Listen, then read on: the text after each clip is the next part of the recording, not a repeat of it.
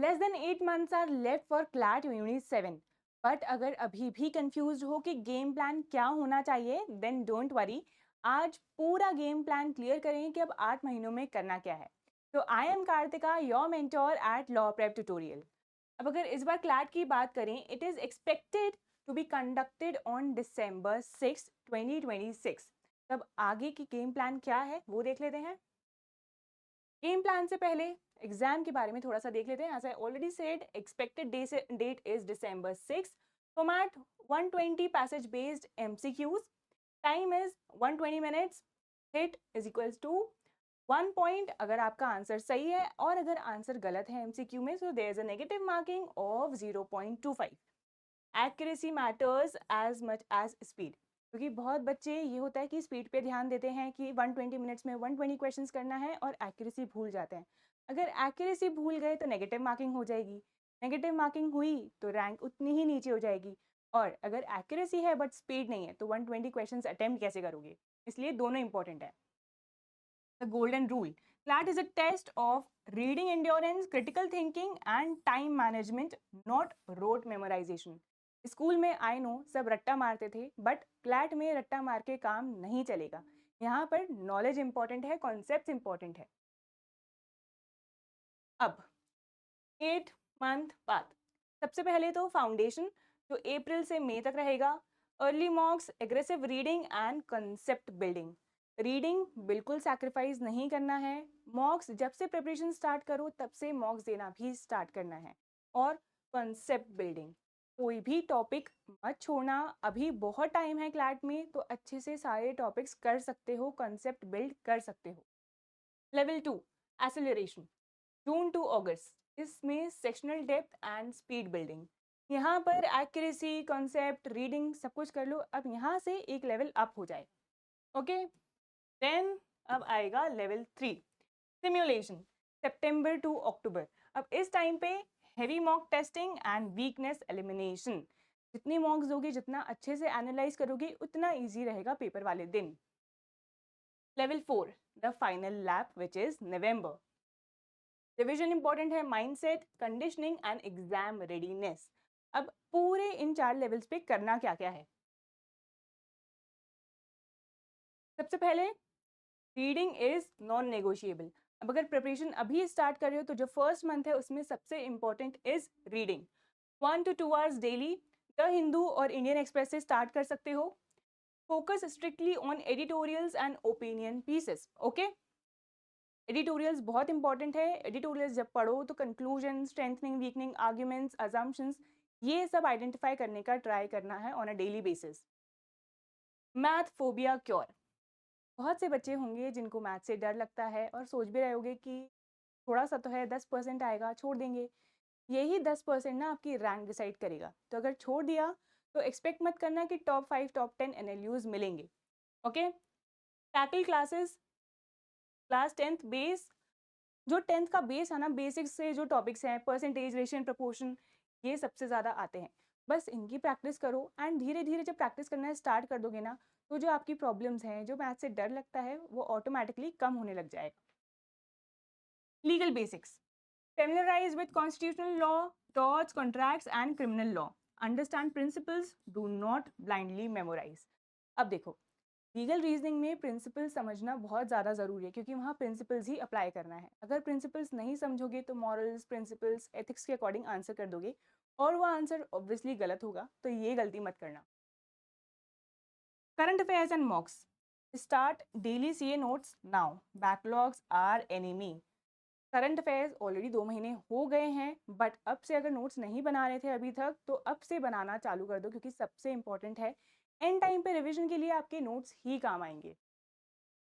Take 1 mock weekly and analyse it. Mock दे रहे हो, एनालाइज नहीं कर रहे हो, सबसे बड़ी गलती कर रहे हो। और अगर एनालाइज कर रहे हो, अपनी मिस्टेक्स नोट डाउन नहीं कर रहे हो, वो भी बिल्कुल मत करना। Level 2, shifts your speed into high gear. Sectional dominance, take 3 to 4 sectional tests weekly to build isolated speed in legal, logical and English. फिर critical thinking, dive deep into critical reasoning, master assumptions, inferences and strengthening weakening arguments. कोई भी concept, कोई भी topic अभी के लिए छोड़ना बिल्कुल भी सही नहीं है, ठीक है? अभी बहुत टाइम है, एंड में जब अक्टूबर-नवंबर का टाइम है, अगर तब तक सिलेबस कंप्लीट नहीं हुआ, तो फिर रिस्क ज़ोन में आ जाओगे। अभी बहुत टाइम है, तो इनिशियल 3 मंथ्स तो ट्राई करो कि अच्छे से सारे कॉन्सेप्ट्स क्लियर कर लो। Mocks, upgrade to 1 full length mock every week. Every Sunday 2 to 4 एक मॉक देना ही है, एनालिसिस करना है, अपनी मिस्टेक्स नोट डाउन करना है और उन पे वर्क करना है। The review rule. Spend exactly as much time analyzing your mock as you did taking it.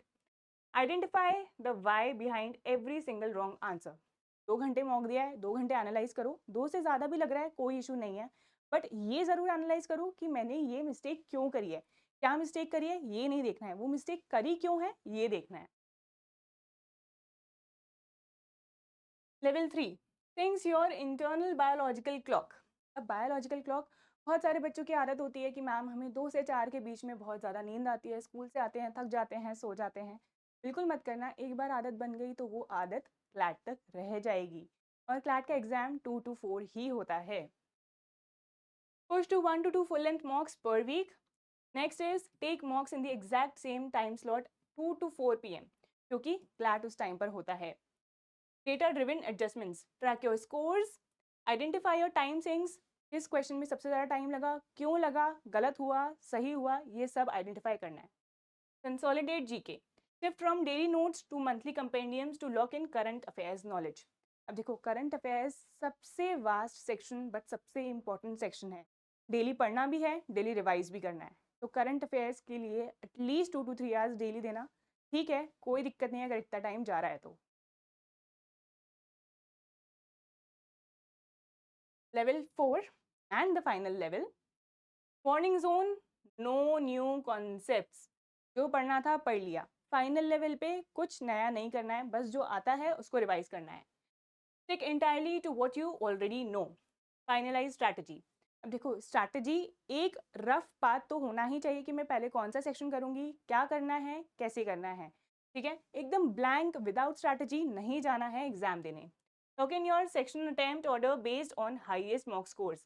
For example, हो सकता है आपका GK, English, legal, logical and quant ये वर्क करे, बट ये तभी आइडेंटिफाई कर पाओगे कि आपके लिए क्या वर्क कर रहा है जब आप मॉक्स दोगे, ट्राई करोगे कि कौन सा सेक्शन, कौन सा जो पैटर्न है वो मेरे लिए वर्क कर रहा है।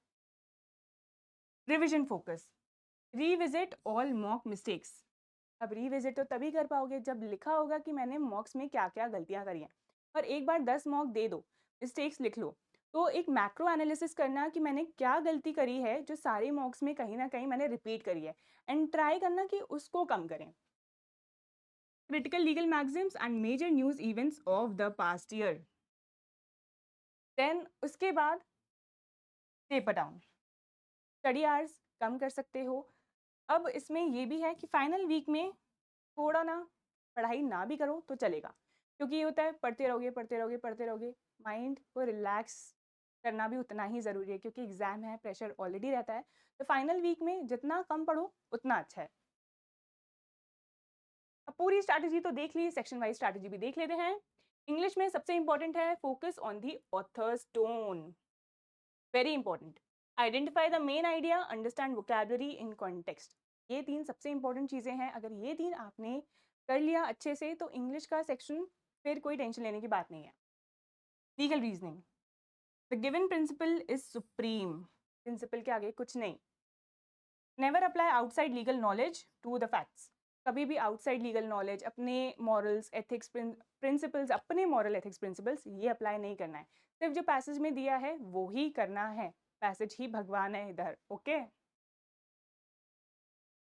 10, logical reasoning, master the art of elimination, सबसे इंपॉर्टेंट। अब इसमें बच्चे यहाँ जाके अटक जाते कि मैम 2 ऑप्शन तो एलिमिनेट कर दिए हैं, 2 ऑप्शन में फंस गए हैं, अब इसके लिए क्या करना है? इसके लिए जो क्वेश्चन है उसकी लास्ट लाइन अच्छे से पढ़ना है, वहाँ से पता चलेगा कि मैं कौन सा ऑप्शन सेलेक्ट कर सकती हूँ, कौन सा सही ऑप्शन है। Trap warning, be aware of extreme words in the options like always, never and must. Counts, do not skip this section, पहले भी बोला था अभी भी बोल रही हूँ, कॉन्ट ऐसा सेक्शन नहीं है जो आप स्किप कर दो। इसमें इजीली आप 12 मार्क्स स्कोर कर सकते हो, तो प्लीज़ ये 12 मार्क्स कहीं मत जाने देना, अभी से प्रैक्टिस स्टार्ट कर दो। 10 to 14 marks hidden here are act as the ultimate tiebreaker for securing a spot in top tier NLUs. Okay. Complete your 4 daily non-negotiable quests. सबसे पहले रीड द न्यूज़पेपर। न्यूज़पेपर सिर्फ जनरल नॉलेज के लिए, current affairs के लिए नहीं, English logical reasoning के लिए पढ़ना है। उसके लिए सबसे ज़्यादा इंपॉर्टेंट है न्यूज़पेपर पढ़ना। Solve at least 2 reading comprehension and 2 legal passages. Practice नहीं करोगे तो पढ़ने का मतलब नहीं है, इसलिए एटलीस्ट ये दोनों चीज़ें सॉल्व करना है। Review an old current affair topic to keep memory fresh. आज का तो कर लिया जो नया टॉपिक था, बट जो पुराना है वो भी रिवाइज करना है। ऐसा ना हो कि नए टॉपिक्स पढ़ते जाएं और पुराने भूलते जाएं। Practice 15 minutes of rapid math calculations. QT अगर डेली भी प्रैक्टिस कर रहे हो, सिर्फ 15 टू 30 मिनट्स भी कर रहे हो, मोर देन सफिशिएंट है, इससे ज़्यादा नहीं। बट मेक श्योर इतना टाइम तो देना ही है क्यूटी के लिए। Protect your mental health points to avoid burnout, the butterfly effect. अब अगर अभी तक पढ़ाई स्टार्ट नहीं करी है तो छोटे से स्टार्ट करो, एकदम बड़े बड़े स्टेप्स मत लो कि आज मैं 5 घंटे पढ़ूंगी, 10 घंटे पढ़ूंगी। नहीं हो पाएगा, 1-2 दिन में ही बर्न आउट हो जाओगे। छोटे से स्टार्ट करो। 2 घंटे पढ़ रहे हो तो बीच में 5 मिनट का ब्रेक ले लो। Okay. Combating burnout. Schedule deliberate breaks. Step completely away from your books to maintain cognitive sharpness. जो शेड्यूल बनाना वो ऐसा बनाना कि उसमें ब्रेक्स भी हों एंड खुद वो शेड्यूल कंप्लीट कर पाओ, क्योंकि अगर शेड्यूल ऐसा बना लिया जो कंप्लीट ही नहीं कर पा रहे हो, शेड्यूल का कोई मतलब नहीं है। Focus control. Train your brain to filter out distractions. A calm analytical mindset will always outperform an anxious cluttered one. अगर ऑलरेडी पैनिक कर रहे हो, स्ट्रेस में हो, एंग्शियस हो, तो सही आंसर कैसे आइडेंटिफाई करोगे? क्योंकि इंग्लिश, लॉजिकल रीजनिंग, लीगल में तो शांत दिमाग से ही आंसर आइडेंटिफाई कर पाओगे। So I hope the 8-month plan is clear to you. Strategic execution defeats brute force every time. And see, CLAT एक conceptual एग्जाम है, वो रोट लर्निंग से नहीं क्लियर होना है। Not just about the hard work, it's about strategic execution. Plan तो बना लिया पर एग्जीक्यूट नहीं किया, कोई मतलब नहीं है। प्लान बनाओ, छोटे से स्टार्ट करो, बट अल्टीमेटली पूरी चीज़ें हो जाएंगी, अभी काफ़ी टाइम है। एंड इसके अलावा अगर कोई और क्वेरीज हैं क्लैट की प्रिपरेशन से related, then do comment below. Thank you so much for your time.